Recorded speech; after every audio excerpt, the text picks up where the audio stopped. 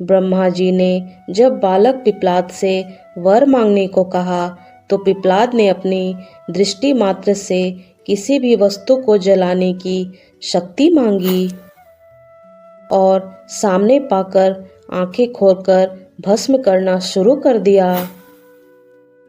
जलते हुए शनि को अपने ब्रह्मदंड से उनके पैरों पर आघात करके उन्हें जय श्री कृष्णा। मैं संगीता आप सभी का एक बार फिर से स्वागत करती हूँ मेरे YouTube चैनल प्रभु के शरण में। आज के इस वीडियो में मैं आपको बताऊंगी कौन थे पिपलाद मुनि और क्यों चढ़ाया जाता है पीपल के पेड़ पर पानी, और जाने इससे जुड़ी पौराणिक कथा। पौराणिक कथा के अनुसार पिपलाद मुनि के माता पिता की मृत्यु तभी हो गई थी जब वे बालक थे।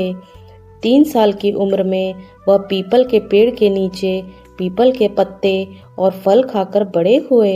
शमशान में जब महर्षि दधीचि का दाह संस्कार हो रहा था तो उनकी पत्नी अपने पति का वियोग सहन नहीं कर पाई और पास में ही स्थित विशाल पीपल वृक्ष के नीचे 3 वर्ष के बालक को रखकर स्वयं चिता में बैठकर सती हो गईं।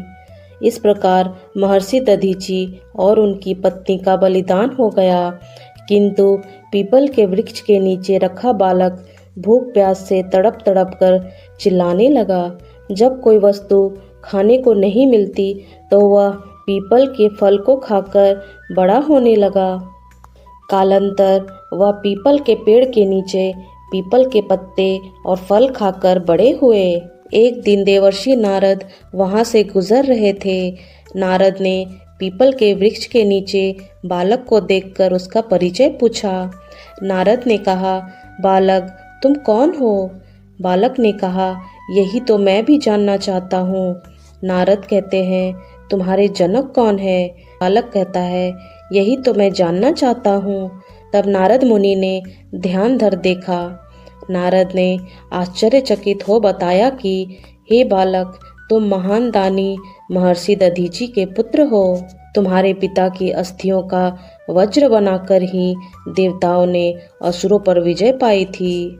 नारद ने बताया कि तुम्हारे पिता दधीचि की मृत्यु मात्र 31 वर्ष की आयु में हो गई थी।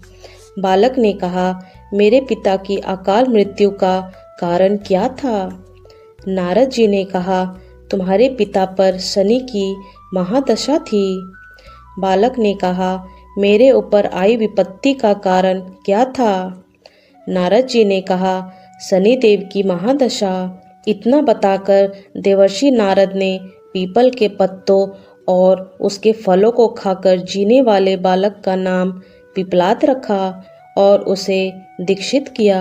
नारद के जाने के बाद बालक पिपलाद ने नारद के बताए अनुसार ब्रह्मा जी की घोर तपस्या कर उन्हें प्रसन्न किया। ब्रह्मा जी ने जब बालक पिपलाद से वर मांगने को कहा तो पिपलाद ने अपनी दृष्टि मात्र से किसी भी वस्तु को जलाने की शक्ति मांगी। ब्रह्मा जी से वरदान मिलने पर सर्वप्रथम पिपलाद ने शनि देव का आवाहन कर अपने सम्मुख प्रस्तुत किया और सामने पाकर आंखें खोलकर भस्म करना शुरू कर दिया। शनि देव सशरीर जलने लगे। ब्रह्मांड में कोलाहल मच गया। सूर्यपुत्र शनि की रक्षा में सारे देव विफल हो गए। सूर्य भी अपनी आंखों के सामने अपने पुत्र को जलता हुआ देखकर ब्रह्मा जी से बचाने हेतु विनय करने लगे। अंततः ब्रह्मा जी स्वयं पिपलाद के सम्मुख पधारे और शनि देव को छोड़ने की बात कही, किंतु पिपलाद तैयार नहीं हुए। ब्रह्मा जी ने एक के बदले 2 वर मांगने की बात कही। तब पिपलाद ने खुश होकर 2 वरदान मांगे। पहला, जन्म से 5 वर्ष तक किसी भी बालक की कुंडली में शनि का स्थान नहीं होगा, जिससे कोई और बालक मेरे जैसा अनाथ ना हो। दूसरा, मुझ अनाथ को पीपल के वृक्ष ने शरण दी थी, अतः जो भी व्यक्ति सूर्योदय के पूर्व पीपल वृक्ष पर जल चढ़ाएगा उस पर शनि की महादशा का असर नहीं होगा। ब्रह्मा जी ने तथास्तु का वरदान दिया। तब पिप्पलाद ने जलते हुए शनि को अपने ब्रह्मदंड से उनके पैरों पर आघात करके उन्हें मुक्त कर दिया, जिससे शनिदेव के पैर क्षतिग्रस्त हो गए और वे पहले जैसी तेजी से चलने लायक नहीं रहे। अतः तभी से शनि शनैः चरति यः शनिश्चरः, अर्थात जो धीरे चलता है वही शनैश्चर है कहलाए, और शनि आग में जलने के कारण काली काया वाले अंग भंग रूप में भी हो गए।